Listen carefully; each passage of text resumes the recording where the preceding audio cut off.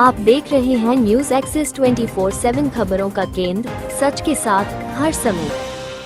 BJP नेता और राज्यसभा सांसद सुधांशु त्रिवेदी द्वारा बांग्लादेश में हिंदुओं की कथित हत्याओं और तथाकथित वोट जिहाद को लेकर दिए गए बयान पर अब सियासी बहस तेज हो गई है। सुधांशु त्रिवेदी ने दावा किया कि बांग्लादेश में अल्पसंख्यक हिंदू समुदाय को निशाना बनाकर हिंसा की जा रही है और इसके पीछे संगठित राजनीतिक मंशा है। लेकिन उनके इस बयान के बाद सवाल यह उठ रहा है कि क्या यह मुद्दा वास्तव में मानवीय चिंता का है या फिर चुनावी राजनीति को धार देने की कोशिश। विपक्षी दलों का कहना है कि सुधांशु त्रिवेदी बांग्लादेश में हिंदुओं पर हो रहे अत्याचारों की बात तो कर रहे हैं, लेकिन क्या उन्होंने कभी भारत में अल्पसंख्यकों पर हो रही हिंसा, मॉब लिंचिंग और नफरत फैलाने वाली राजनीति पर भी उतनी ही मुखरता दिखाई है। विपक्ष पूछ रहा है कि अगर बीजेपी को सच में बांग्लादेश के हिंदुओं की चिंता है तो अब तक भारत सरकार ने अंतर्राष्ट्रीय मंचों पर ठोस कूटनीतिक दबाव क्यों नहीं बनाया। सिर्फ बयानबाजी और वोट जिहाद जैसे शब्दों का इस्तेमाल क्या किसी समुदाय की सुरक्षा सुनिश्चित कर सकता है। वहीं हिंदू संगठनों के प्रदर्शन को लेकर भी सवाल उठ रहे हैं कि क्या ये प्रदर्शन स्वतःस्फूर्त हैं या फिर राजनीतिक संरक्षण में कराए जा रहे हैं।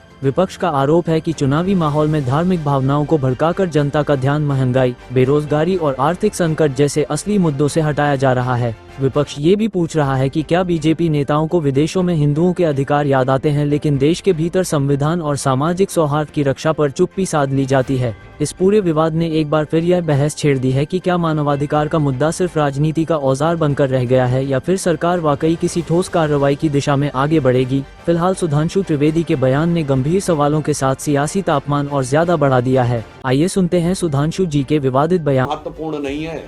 महत्वपूर्ण ये है कि प्रदर्शन करने वाले शांतिप्रिय हिंदुओं को प्रदर्शन करके अपनी पीड़ा की अभिव्यक्ति करने का अधिकार भी नहीं देना चाहते। भ्रष्टाचार में आकंठ डूबी कांग्रेस में भ्रष्टाचार के एक और अध्याय का आज खुलासा हुआ है, जब छत्तीसगढ़ के शराब घोटाले में पूर्व मुख्यमंत्री भूपेश बघेल जी के परिवार तक वहां पहुंची।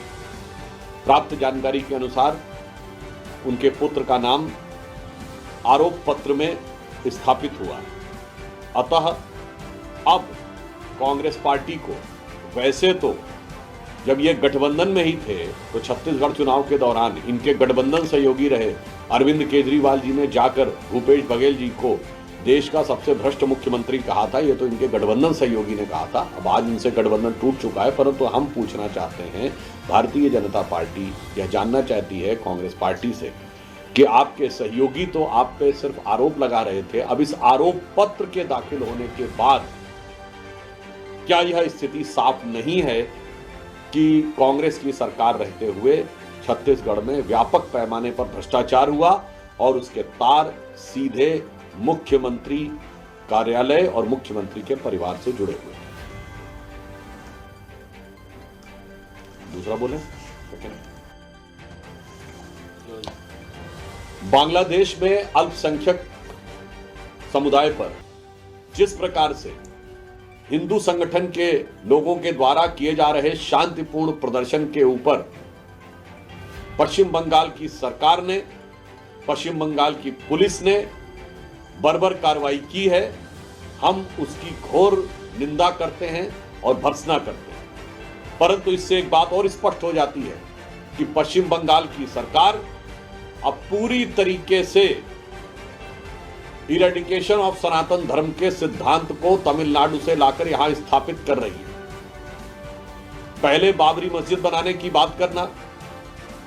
उसके बाद उनके वरिष्ठ नेता मदन मित्रा के द्वारा भगवान श्री राम के बारे में अत्यंत आपत्तिजनक बात करना, और अब से पहले भी हम याद दिलाना चाहते हैं, पश्चिम बंगाल के ही एक मंत्री फरहाद हाकिम एक दौर में पाकिस्तान की जर्नलिस्ट को अपनी कॉन्स्टिट्यूएंसी दिखाकर ये कह चुके हैं कि ये मिनी पाकिस्तान है, और वो ये भी बोल चुके हैं कि गैर मुस्लिम पैदा होना दुर्भाग्य की बात है। यह पश्चिम बंगाल सरकार के एक नेता और मंत्री बोल चुके हैं। अर्थात अब यह बहुत स्पष्ट है कि यदि फरहाद हाकिम ने एक कॉन्स्टिट्यूएंसी को मिनी पाकिस्तान कहा था, तो अब तृणमूल कांग्रेस के शासनकाल में पश्चिम बंगाल में अनेक मिनी पाकिस्तान क्रिएट होते जा रहे हैं और हिंदुओं को अपनी दुख, संवेदना और पीड़ा की अभिव्यक्ति की भी स्वतंत्रता नहीं है। ऐसा प्रतीत होता है कि यदि बांग्लादेश में जमाते इस्लामी हिंदुओं के विरुद्ध टारगेटेड वायलेंस कर रही है, यानी लक्षित हिंसा कर रही है, तो पश्चिम बंगाल की तृणमूल कांग्रेस सरकार हिंदुओं के विरुद्ध टारगेटेड एक्शन यानी लक्षित कार्रवाई कर रही है। ऐसा प्रतीत होता है कि जैसे जमाते इस्लामी का साया, उसी मानसिकता का साया अब तृणमूल कांग्रेस की सरकार के ऊपर आ गया है। भगवान श्री राम के बारे में अत्यंत आपत्तिजनक बात करना और अब पश्चिम बंगाल में बांग्लादेश के हिंदुओं के बारे में शांतिपूर्ण प्रदर्शन कर रहे लोगों के साथ इस प्रकार का व्यवहार करना। और इससे पहले भी हम याद दिलाना चाहते हैं, पश्चिम बंगाल के ही एक मंत्री फरहाद हाकिम एक दौर में पाकिस्तान की जर्नलिस्ट को अपनी कॉन्स्टिट्यूंसी दिखाकर ये कह चुके हैं कि ये मिनी पाकिस्तान है, और वो ये भी बोल चुके हैं कि गैर मुस्लिम पैदा होना दुर्भाग्य की बात है।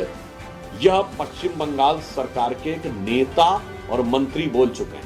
अर्थात अब यह बहुत स्पष्ट है कि यदि फरहाद हाकिम ने एक कॉन्स्टिट्यूएंसी को मिनी पाकिस्तान कहा था, तो अब तृणमूल कांग्रेस के शासनकाल में पश्चिम बंगाल में अनेक मिनी पाकिस्तान क्रिएट होते जा रहे हैं और हिंदुओं को अपनी दुख, संवेदना और पीड़ा की अभिव्यक्ति की भी स्वतंत्रता नहीं है। ऐसा प्रतीत होता है कि यदि बांग्लादेश में जमाते इस्लामी हिंदुओं के विरुद्ध टारगेटेड वायलेंस कर रही है, यानी लक्षित हिंसा कर रही है, तो पश्चिम बंगाल की तृणमूल कांग्रेस सरकार हिंदुओं के विरुद्ध टारगेटेड एक्शन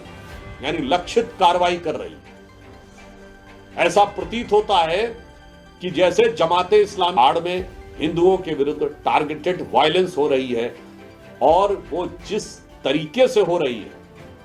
हुकूमत के जैसे साए में हो रही है,